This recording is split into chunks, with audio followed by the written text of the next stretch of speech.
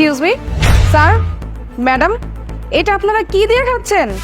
খাবার দিতে হয়, হাত দিয়ে বাচ্চাটি দেখতে পাচ্ছেন না? কিন্তু আমাদের এখানে তো চামচ রাখা আছে, আপনারা হাত দিয়ে কেন খাবার খাচ্ছেন? এক্সকিউজ মি, আপনার মাথা ঠিক আছে? এই খাবারটা আমরা টাকা দিয়ে কিনেছি। এই খাবারটা আমরা কিভাবে খাবো না খাবো সেটা আমাদের নিজস্ব ব্যাপার। এর মধ্যে আপনি কেন নাক গলাচ্ছেন? দেখুন স্যার, এটা নাক গলানোর কোনো বিষয় না। আমাদের রেস্টুরেন্টের একটা রেপুটেশন আছে, আর আমরা এখানে চামচগুলো সাজিয়ে রেখেছি আপনাদের জন্য, যাতে আপনারা খাবার চামচ দিয়ে খেতে পারেন। কিন্তু আপনারা তা না করে কি করছেন? দুইজনই হাত দিয়ে খাবার খাচ্ছেন।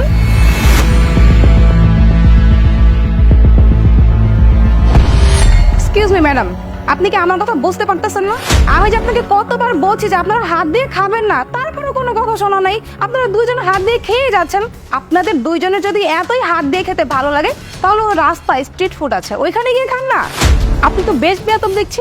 একটা মানুষ খাচ্ছে, আপনি তার হাতটা কিভাবে ধরতে পারেন? হ্যাঁ, দেখুন ম্যাডাম, আপনি কিন্তু এখন বেশি বাড়াবাড়ি করতেছেন। পৃথিবীতে এমন কোনো রেস্টুরেন্টের রুলস নেই যে যেখানে গিয়ে হাত দিয়ে খাবার খাওয়া যাবে না।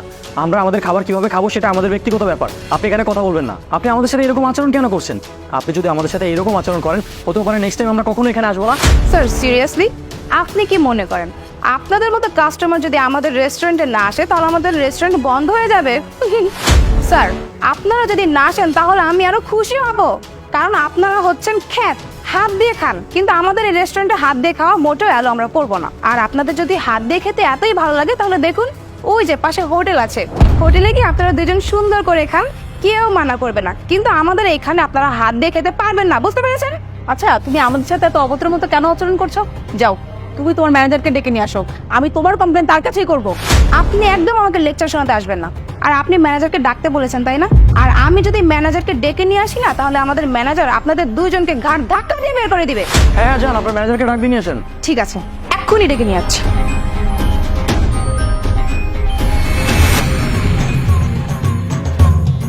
স্যার, এরাই সেই অভদ্র কাস্টমার যারা হাত দিয়ে খাবার খাচ্ছিল।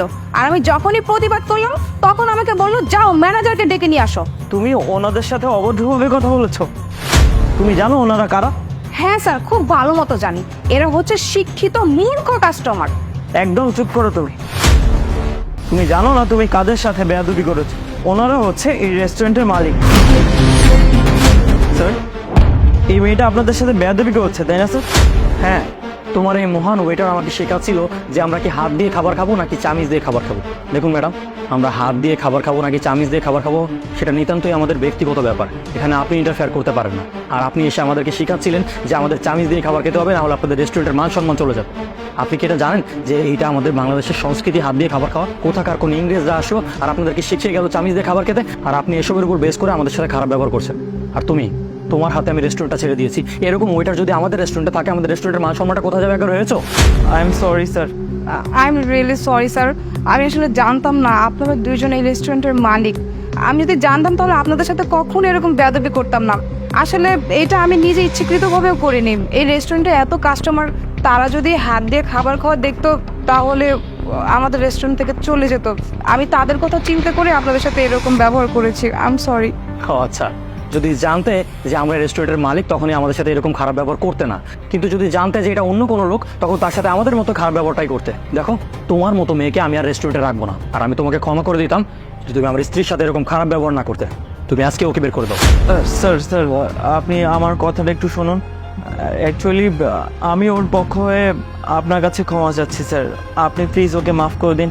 আসলে স্যার, ও না খুবই গরিব। ও এখানে চাকরি করে ওর বাবা মার চিকিৎসা খরচ চালায়। এখন আমি যদি ওকে এখান থেকে বের করে দিই বা আপনি যদি ওকে এখান থেকে বের করে দেন, তাহলে ফ্যামিলি চালাতে অনেক কষ্ট হয়ে যাবে। স্যার, আমি ওর পক্ষ হয়ে আপনার কাছে ক্ষমা চাচ্ছি। আপনি প্লিজ ওকে মাফ করে দিন, ওকে রেস্টুরেন্ট থেকে বের করে দিবেন না। স্যার, আমি আপনাকে কথা দিচ্ছি, আজকের পর থেকে ও এরকম কাজ আর কখনো করবে না স্যার। স্যার, আমি ওর পক্ষ হয়ে আপনার কাছে ক্ষমা চাচ্ছি স্যার। শুধুমাত্র ওর কথায় আমি তোমাকে শেষবারের মতো সুযোগ দিচ্ছি, কারণ ও আমার রেস্টুরেন্টে বিগত 7 বছর ধরে আছে। আর শোনো, নেক্সট টাইম থেকে যদি এরকম আচরণ করে কারোর সাথে, তুমি অবশ্যই আমাকে জানাবে। Okay sir. যাও, গিয়ে নিজের কাজ করো। Thank you sir.